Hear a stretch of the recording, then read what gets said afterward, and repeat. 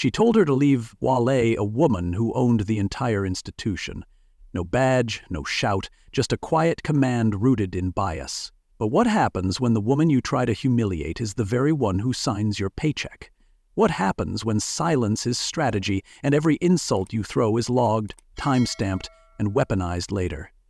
If that thought stopped you for even a second, this story is for you. And if you've ever been dismissed by someone who had no idea who you really were, hit like, share, and subscribe, because power doesn't always wear a suit. Sometimes it walks in with calm eyes and a tablet case. It was 10:17 a.m. on a humid Miami morning, the kind where even the air feels expensive inside Summit Wealth Bank's private client lounge. Vanessa Clark, in dark jeans and a soft cashmere sweater, walked in alone. No briefcase, no assistant, just presence. She didn't come to make a scene. She came to make a $5 million 0 cents withdrawal. But the moment she sat down, the room decided who she was. Lisa Newman, the branch manager, didn't see a CEO. She saw a threat to the image she guarded like a velvet rope at a club. "You need to leave. This lounge is for real clients," Lisa said. 8 words, one assumption, and behind them, a lifetime of coded policies and whispered permissions. But Vanessa didn't leave. She expected this. Like the time at 23 when her commission check was flagged as suspicious, or at 26 when she was denied a loan even after presenting more collateral than required. Back then, she took the humiliation and turned it into hunger. Now, 20 years and $8 billion later, the hunger had become control. Still, she said nothing. She opened her tablet, queued up the transfer documents, and waited until Edward Pierce, in a suit so stiff it looked leased, walked past and knocked the tablet to the floor. No apology, just a flick of the wrist and a muttered, "Don't clog up the line, sweetheart." The tablet hit the marble with a dull thud, but what it triggered couldn't be undone. The tension didn't stay between Vanessa and the staff. It spread like a virus. Natalie Wells, a young banker with polished nails and a sharpened tongue, added fuel with a whisper that carried like a gunshot.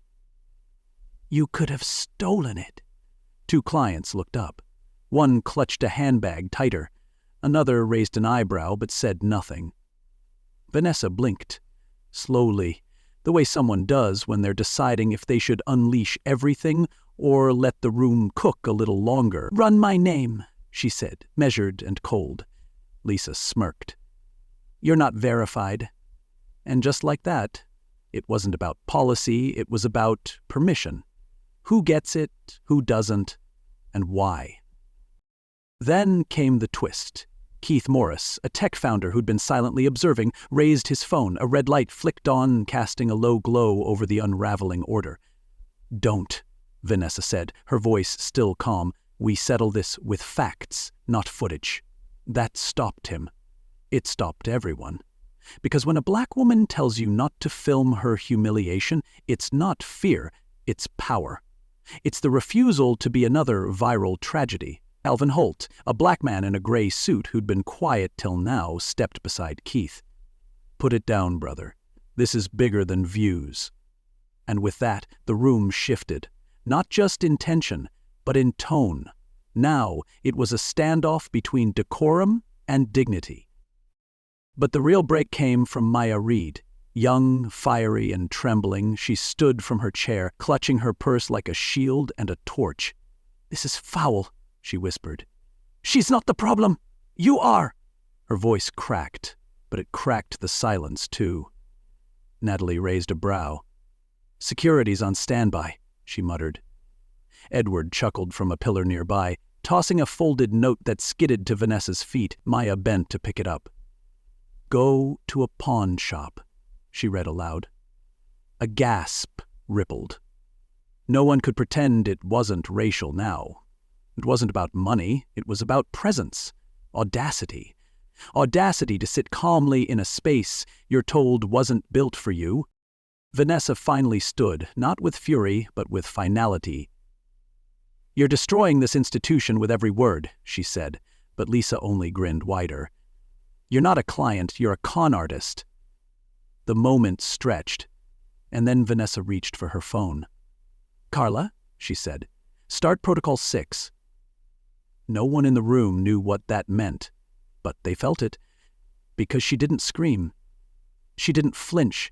She initiated something, and whatever it was bigger than security, louder than footage, and stronger than every insult in that room. Now let me ask you something. Have you ever watched a room convict someone based on nothing but clothing and complexion?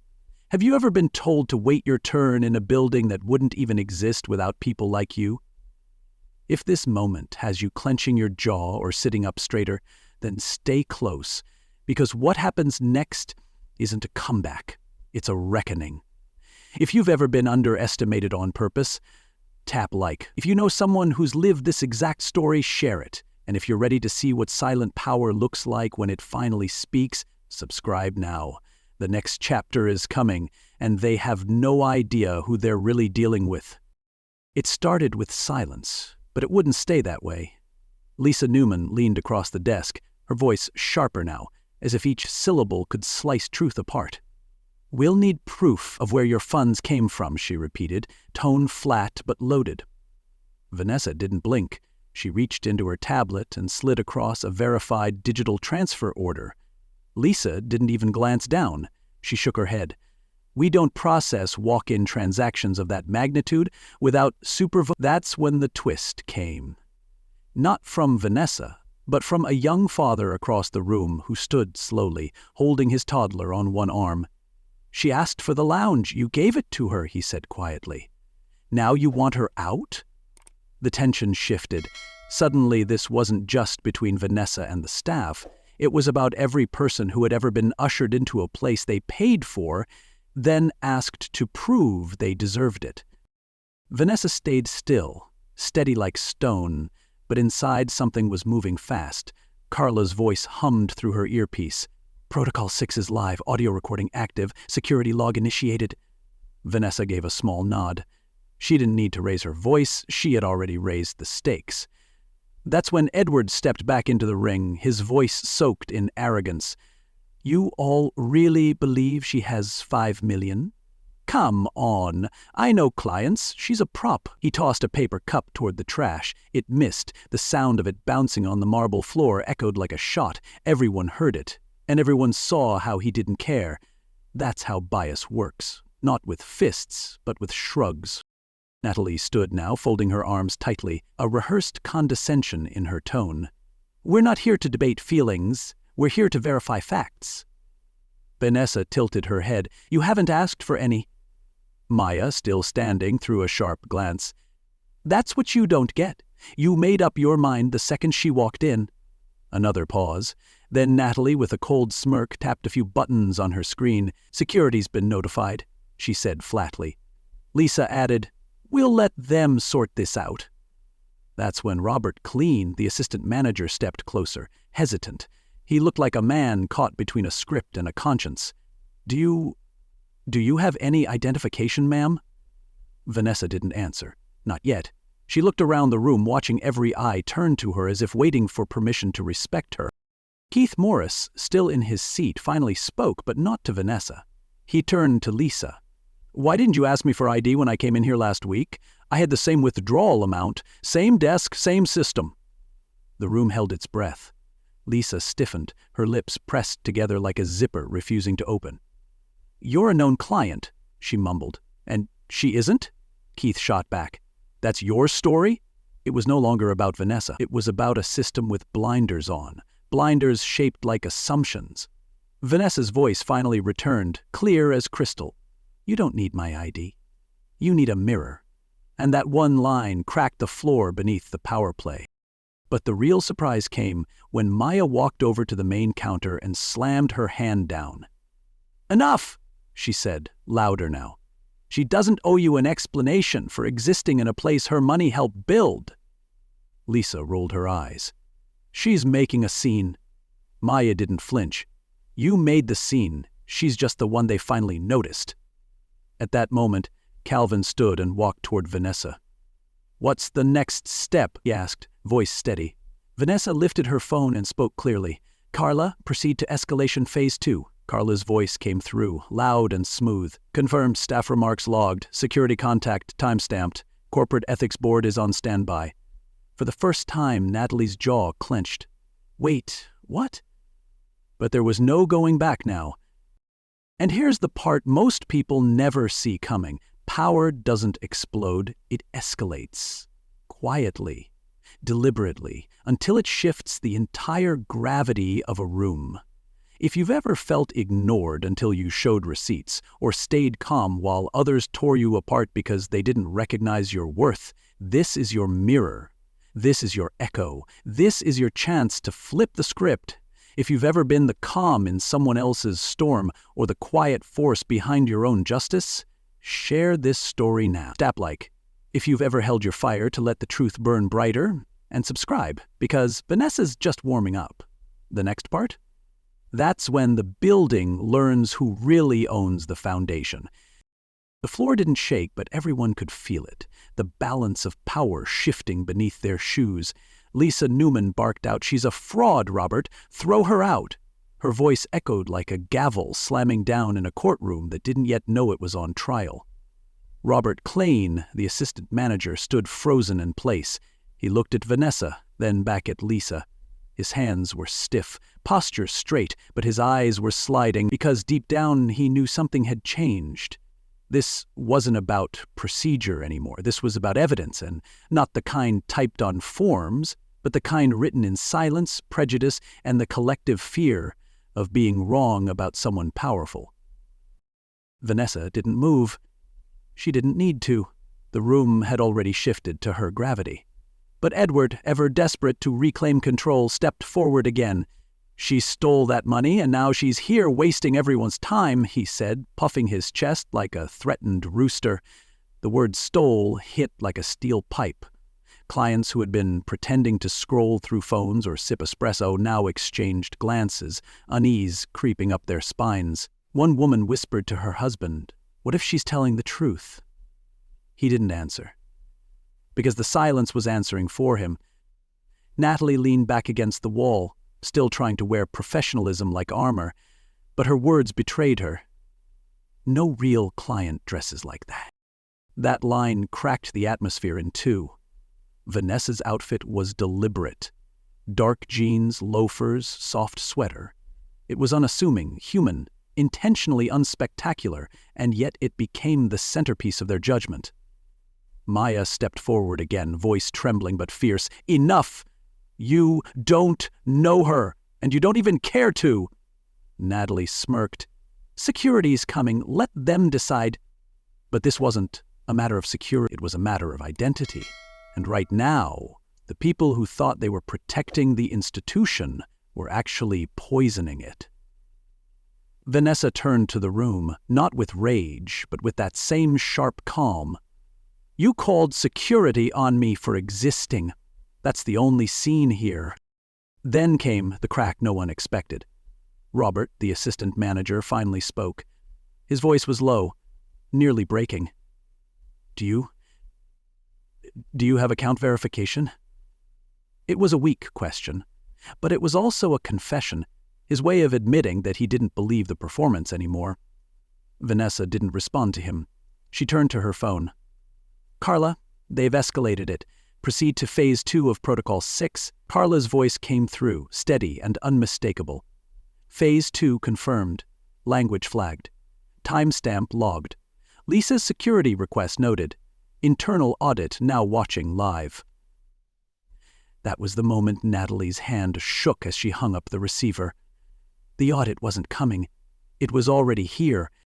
And then the biggest twist. Keith stood.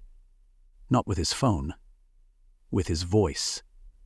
"She asked us not to record because she wanted words to win, so let's speak." He turned to Edward. "You act like she's pretending, but what if she's not? What if you're the one who just made a career-ending mistake, on camera, in front of clients, under review?"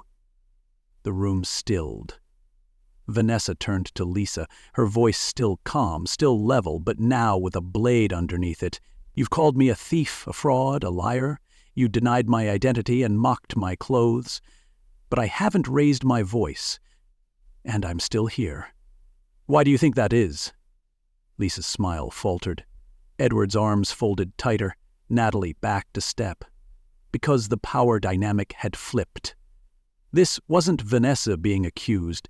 This was Vanessa giving them the rope to hang themselves with their own words. And now you, watching this. Think about the last time someone judged you before you opened your mouth. Think about the space you entered and immediately had to prove you belonged. This isn't just a bank lounge. It's every boardroom, every classroom, every elevator ride where someone sized you up before you even spoke. But what if we stopped letting them narrate our presence?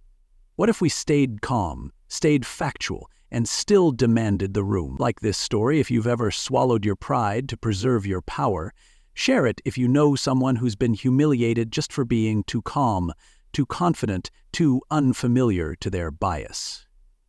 Subscribe now, because what comes next is more than a reversal. It's the reckoning they never saw coming. The fume of tension turned into something more lethal, quiet accountability. Lisa stood frozen as Vanessa stared her down, unshaken. You asked for proof of funds, you called me a fraud, you mocked the way I dressed, and triggered a security alert, Vanessa said, voice low but cutting. And I haven't moved. I haven't yelled. And yet, I'm still the threat? The words weren't loud. They didn't have to. Their sharpness was in their restraint. That's what rattled Lisa the most. Vanessa's composure was surgical, and every second she stood there was an indictment of everyone who misjudged her. Suddenly, Carla's voice came back through the line.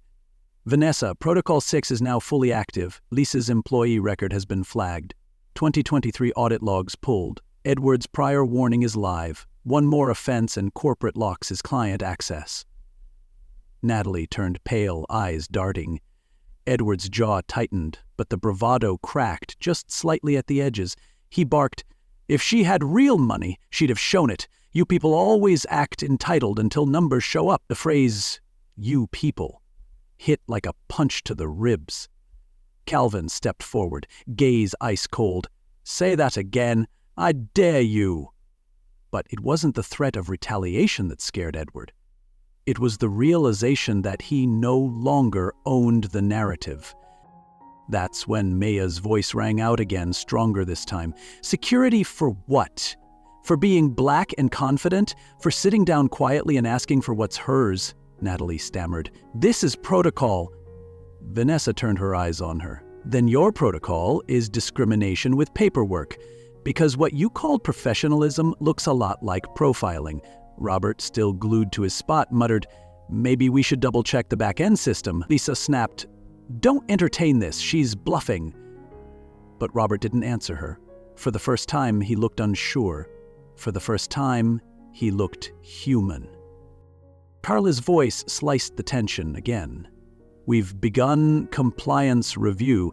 8 prior complaints connected to Lisa, all women of color. Filed under unverified, never escalated. Natalie's name appears on 5. Natalie gasped.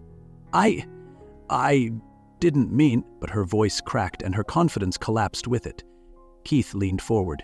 "She asked you to verify, not vanish her identity." The clients in the lounge were no longer silent. A few were whispering. Some stood. An older man muttered, "This is a disgrace."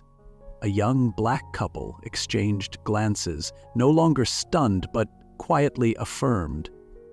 Vanessa said nothing, because right then, she didn't need to. And just when it felt like the reckoning had peaked, Lisa crossed the final line. "Call the police," she said sharply. "She's a financial threat." Natalie, without hesitation, lifted the receiver and dialed, her voice as if she were giving a script. "Yes, we have a woman here attempting to access large funds under false pretenses, possibly stolen." She said it with the confidence of someone who's done it before and gotten away with it. Vanessa folded her hands calmly and replied, "You just made a false federal report. Hope you're ready to explain it under oath." The air left the room, like someone had cracked the windows in a pressurized cabin. Tyler, the security lead, approached, uniform starched and heart full of misjudgment. "Ma'am, I need your bag and your tablet." He didn't ask, he reached. That was his mistake. Vanessa didn't flinch. "Touch me again," she said coldly, "and Summit Wealth will bleed." So now, let's talk about traps. Not the kind with springs and teeth, but the kind built out of prejudice, printed on policy, hidden behind polite language. Lisa thought she set a trap today, but what she didn't know? This wasn't Vanessa's first storm. It was her setup. She walked in knowing they'd judge her. She just gave them the rope and waited, as if you've ever walked into a room where people assumed you didn't belong, where every glance was a dare and every rule was a leash. This is your echo, like this story if you've ever held your ground in silence. Share it if you've ever seen someone mistake for less than they are. And subscribe now, because next the police arrive, and they still don't know who Vanessa Clark really is. The double doors of the private lounge swung open and two officers stepped in. One, white, mid-40s, with the weariness of too many calls on his face.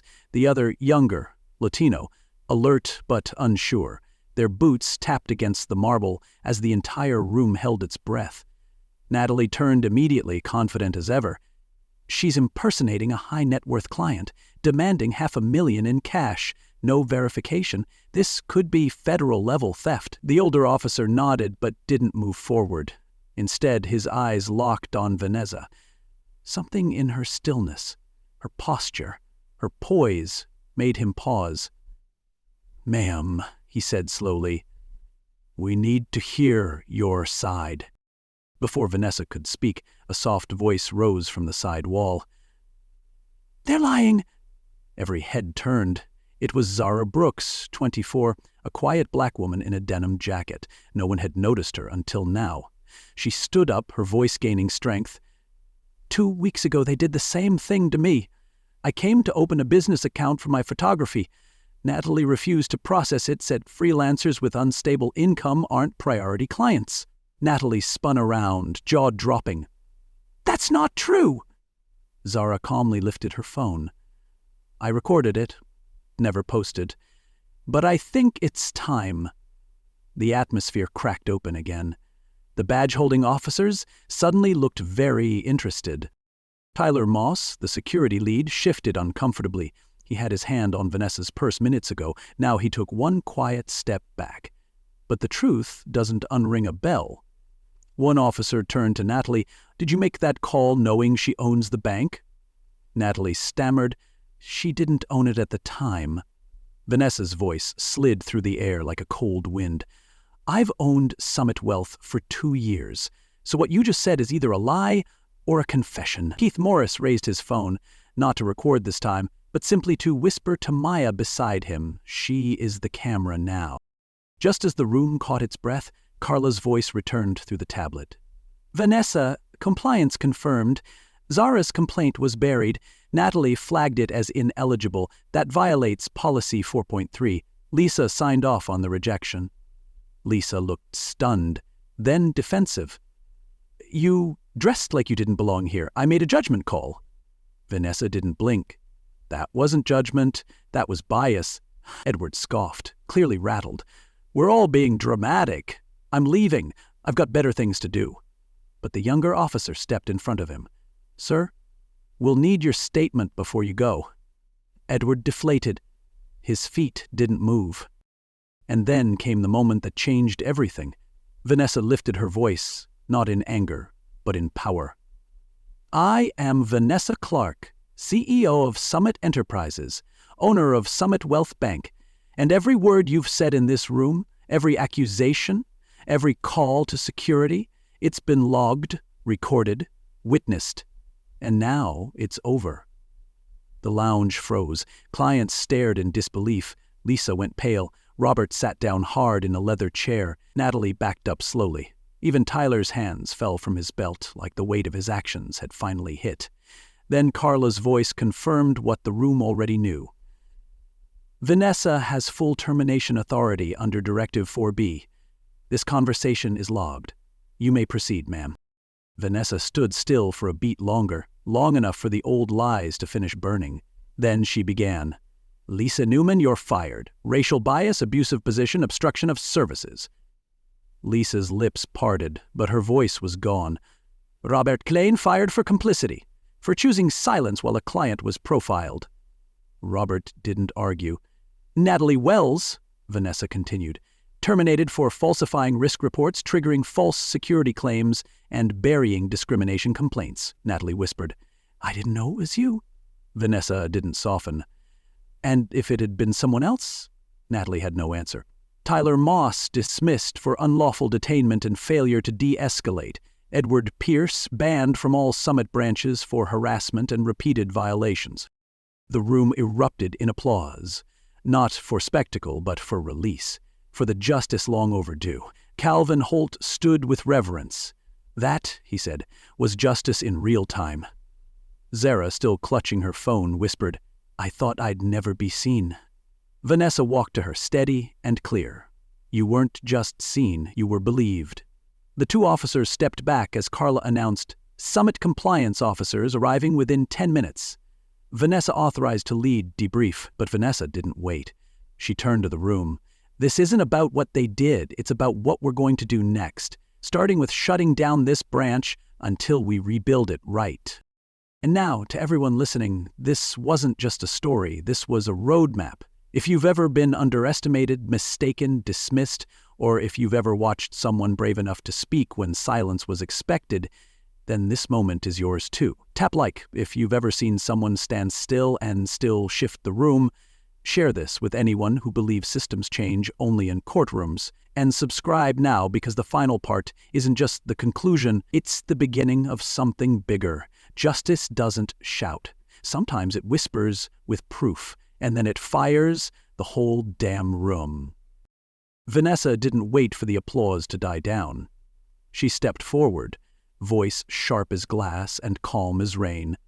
Effective immediately, this branch is shut down. No transactions, no account actions, no meetings, until this institution stands for what it was supposed to. She wasn't angry. She was exact. Her words didn't rise. They landed. The clients didn't complain. They nodded.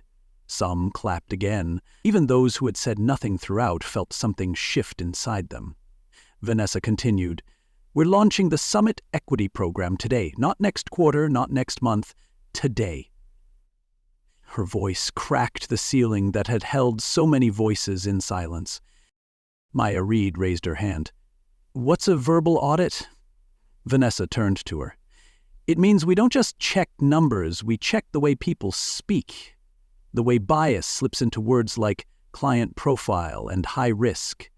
Every employee who wants to stay will undergo this, and it starts right here in this lounge. Carla's voice rang out from the tablet, projecting across the room like a command post. Ethics officers en route. Documentation approved. Vanessa has full reform authority. Calvin nodded slowly. That changes everything.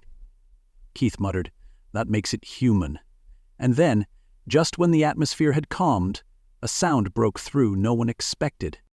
Tyler Moss, the fired security lead, cleared his throat.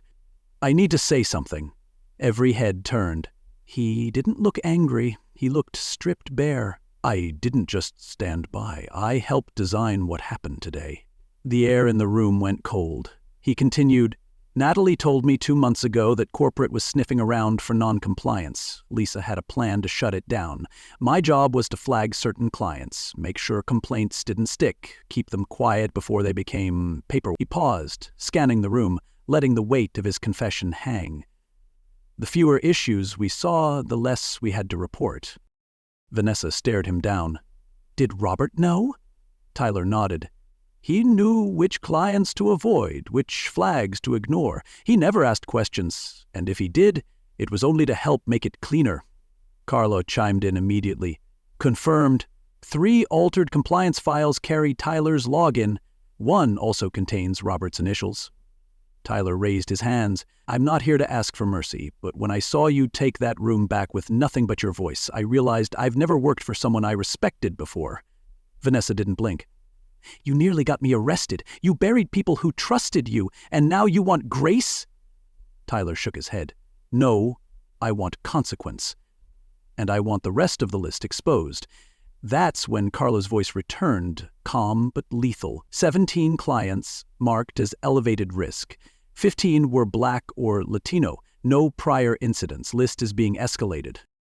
The room stood still. Not shocked anymore, but changed, Maya whispered. They weren't just profiling, they were mapping bias. Vanessa nodded slowly. Which means this isn't a scandal, it's a system, and today we broke it. Just as the tension seemed to crest, another voice emerged, older, raspier. There's one more thing. It was Richard Langford, a white man in a gray suit near the back. I trained Lisa, Robert, and Natalie. 10 years ago, I ran regional compliance. We never said race out loud, but we trained them to look for client quality, presentation, posture. We taught them what belonging should look like, and that silence did the rest. Vanessa approached him, skeptical. Why speak now? His eyes were damp. Because I watched you do something I never had the courage to do. You didn't raise your voice, you raised the standard. He turned to the ethics officers now entering. I want to testify. I want to help fix what I helped break. Carla confirmed. Noted. Richard Langford flagged for compliance testimony. Vanessa stood tall, the room now fully in her control. This isn't about bad people. It's about a broken pipeline. And we don't patch it. We replace it. Then she faced everyone, staff, clients, officers, and silent witnesses alike. Let this be the last day silence walks away stronger than truth. And now to you, watching, listening, feeling this unfold. If you've ever seen someone make others squirm just by standing in their truth, this is your echo. If you've ever had to be more prepared, more calm, more composed, just to be treated as equal, this isn't just Vanessa's story, it's yours too. Like this video if you've ever had to fight back with words instead of shouting. Share this story with someone who's been denied, dismissed, or doubted. And subscribe now, because Vanessa didn't just fire employees, she fired a culture. And next, she's rebuilding something that sees everyone, including you.